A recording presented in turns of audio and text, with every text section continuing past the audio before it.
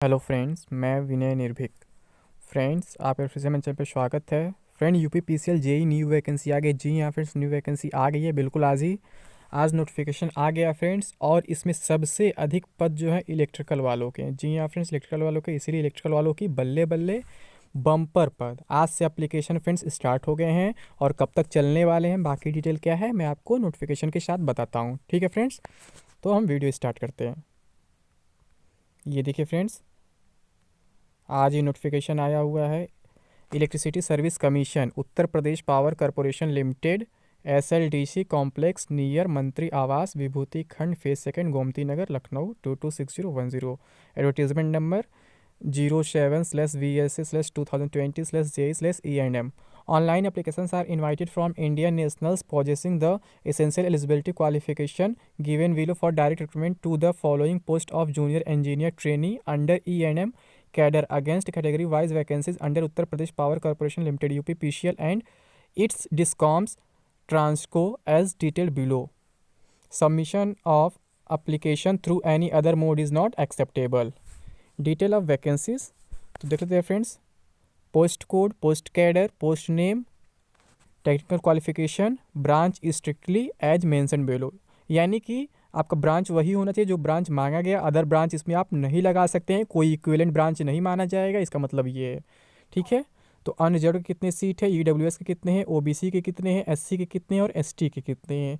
ठीक है फ्रेंड्स, तो यहाँ पे देखते हैं टोटल जो पोस्ट कोड, अगर हम 161 का बात करें, जो पोस्ट कैडर E&M में आएगा, कौन सा पोस्ट है, जूनियर इंजीनियर ट्रेनी इलेक्ट्रिकल का। ठीक है, इसका क्या मांगा है qualification, diploma in electrical engineering. यानी कि इसका मतलब ये हो जाता है कि आप अगर बीटेक वगैरह है तो नहीं लगा पाएंगे, क्योंकि यहाँ साफ साफ लिख दिया strictly branch strictly as mention below, यानी यही होना ही चाहिए। ठीक है, इलेक्ट्रिकल इंजीनियरिंग में डिप्लोमा होना चाहिए, ब्रांच कोई और होगा तो नहीं होगा। अभी बीटेक के बारे में से नीचे दिया हो, ठीक है, ये शायद हो जाए, क्योंकि ब्रांच की बात कर रहा है। क्वालिफिकेशन अगर एवं बहुत होना चाहिए, कुछ जगह नहीं होता है, बट देखते हैं आगे क्या है। अनरिजर्व का क्या है, 81 पोस्ट है, ईडब्ल्यूएस का 21 है, ओबीसी का 25 है, एससी का 60 है और एसटी का 4 है। अब ऐसे ही 162 E&M में junior engineer trainee electronics and telecommunication, diploma in electronics telecommunication, इसमें अनरिजर्व का एक पोस्ट है, ईडब्ल्यूएस का एक भी नहीं है, ओबीसी का 14 है और एससी का 6 है, एसटी का भी 0 है। तो जो भी पोस्ट है फ्रेंड्स नॉर्मली क्या है, इलेक्ट्रिकल के ही हैं। टोटल देखा जाए तो ये जो इलेक्ट्रॉनिक्स टेलीकम्युनिकेशन है बहुत कम पोस्ट है, केवल ओबीसी और एससी के ही हैं कह सकते हैं, और अनरिजर्व का एक ही है। ठीक है, अब इसमें आगे क्या लिखा हुआ है देख लेते हैं। Corporation reserves the right to increase और decrease the number of vacancies as per requirement.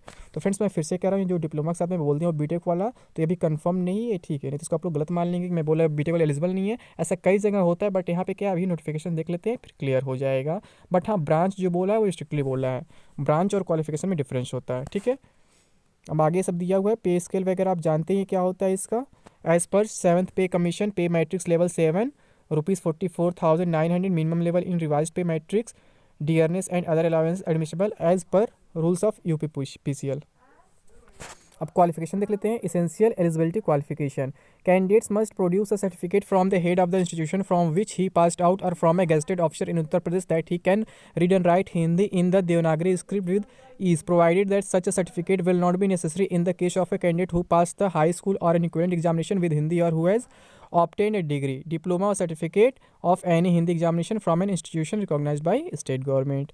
यानी कि सर्टिफिकेट वगैरह देना होगा जहाँ से उन्होंने पास किया हुआ है, क्या क्या, read and write Hindi, Devanagari script वगैरह। लेकिन उनके लिए जो हिंदी वगैरह नहीं लिए थे उनके लिए, ठीक है, यानी Hindi compulsory. For junior engineer training electrical a candidate must have pass 3 years diploma examination in electrical engineering awarded by the प्राविधिक शिक्षा परिषद उत्तर प्रदेश और a diploma equivalent thereto recognized by the state government। 3 years all India diploma examination in electrical engineering conducted by the All India Council for Technical Education means AICTE government of India. यानी यहाँ से भी हो सकता है diploma examination in electrical engineering conducted by any of the universities in India incorporated by an act of the central state legislature. Note में क्या लिखा हो, diploma receive through distance learning education will not be eligible. यानी diploma किसी ने distance learning से किया है तो वो एलिजिबल नहीं होंगे इसमें। ठीक है, साफ साफ लिख दिया है नोट में। और आगे देखते हैं क्या है। For junior engineer training electronics and telecommunication A candidate must have passed 3 years diploma examination in electronics or telecommunication engineering awarded by the Pravidik Shiksha Parishad Uttar Pradesh or a diploma equivalent thereto recognized by the state government, or 3 years all India diploma examination in electronics or telecommunication engineering conducted by All India Council for Technical Education AICT, Government of India, diploma examination in electronics or telecommunication engineering conducted by any of the universities in India incorporated by an act of the central state legislature. यहाँ भी note में लिखा हुआ diploma receive through distance learning education will not be eligible. Age क्या है 18 to 40 है। बाकी जो रिलैक्सेशन मिलता है आप जानते हैं कितना होता है, ठीक है, इसमें बताने की जरूरत नहीं है, काफ़ी टाइम वेस्ट हो जाएगा, ठीक है। नोट में क्या लिखा है, एज पर calculation based on geo there are no vacancies available for physically handicapped PH and dependent of freedom fighter DFF candidates under horizontal reservation for the post of junior engineer trainee electronics and telecommunication. No objection certificate. Candidates who are working with any state government, central government, semi-government, government undertaking organization shall have to submit NOC from their present employer at the time of joining। यानी जो लोग कहीं भी job कर रहे हैं उनको NOC देना पड़ेगा, NOC देना पड़ेगा। अब बात करते हैं एग्जाम सेंटर वगैरह सिलेक्शन प्रोसेस वगैरह क्या है। तो selection process will be based on computer based test only. Computer based test CBT will be held at Varanasi, Gorakhpur, Kanpur, Bareilly, Lucknow, Ghaziabad, Noida, Greater Noida and Meerut cities. यानी इतनी सिटी में केवल आपका एग्जाम होगा। Electricity service commission however have the right to cancel any of the examination city centre and और at some other city centres depending upon the response administrative feasibility और any force majeure condition etcetera. यानी वो change कर सकते हैं, कुछ भी इसमें घटा बढ़ा सकते हैं, सेंटर वगैरह सिटी वगैरह, ठीक है। The test shall be of 3 hour duration with total 200 marks and shall comprise of 200 questions, out of which 150 questions shall be from the diploma level. Engineering branch syllabus for the post applied: 20 questions of general knowledge awareness, 20 questions of reasoning and 10 questions of general Hindi. Each correct answer shall carry 1 mark, each wrong answer shall carry additional negative mark of 0.25। यानी negative marking इस exam में है friends, इसलिए आप ध्यान रखेंगे। Candidates who obtain less than 30% marks will be rejected for further process of selection. The merit list shall be prepared on the basis of the marks obtain in the CBT। Maximum number of candidates to be shortlisted for document verification will be equal to 2 times the number of category wise vacancies on the basis of CBT exam merit. Candidates having equal marks as that of last shortlisted candidate will also be called for document verification. Shortlisted candidates who fail to appear for document verification on the scheduled date and time shall not be given any further chance and their candidature shall be cancelled। यानी कि DV के लिए आपको 2 गुना बुलाया जाएगा। और क्या है, मान लीजिए कि लास्ट कट ऑफ पे अधिक लोग आ जा रहे हैं, एक्स्ट्रा आ जा रहे हैं, 2 गुना से अधिक लेना पड़ रहा है तो वो ले लिया जाएगा, वहाँ पे उनको भी DV में बुलाया जाएगा, ठीक है। और अगर जो लोग प्रेजेंट नहीं हो पाते हैं DV के डेट पे तो फिर उनको अलग से कोई डेट नहीं दिया जाएगा। आगे क्या दिया हुआ है, candidate must carry admit card, passport size photograph same as in the application form. यानी जो एप्लीकेशन फॉर्म में आप फोटोग्राफ लगाएं वही आपको लाना है, ठीक है। And a valid photo identity card such as passport, driving licence, voter ID, Aadhaar card, PAN card और any other valid photo identity proof. यानी इनमें से कोई एक चीज़ आपको लेके आना एग्जाम के टाइम, मतलब ID प्रूफ है जो है। बाकी तो आपका जो एडमिट कार्ड वगैरह लगेगा ही, एडमिट कार्ड फोटोग्राफ रहेगा और ID प्रूफ में कोई एक लेके आना है, ठीक है। Same as mention in the application form while reporting for CBT and document verification, जैसे कि एप्लीकेशन फॉर्म में मेंशन किया गया है, ठीक है। और दोनों टाइम आपको यही लगेगा, CBT और डॉक्यूमेंट वेरिफिकेशन दोनों में। If at any stage it is found that any information furnished in the online application is false, incorrect, or the candidate does not satisfy the eligibility criteria for the post applied, the candidature will be treated as cancelled। यानी ऐसा कुछ होता है तो आपका cancel करते हैं candidature.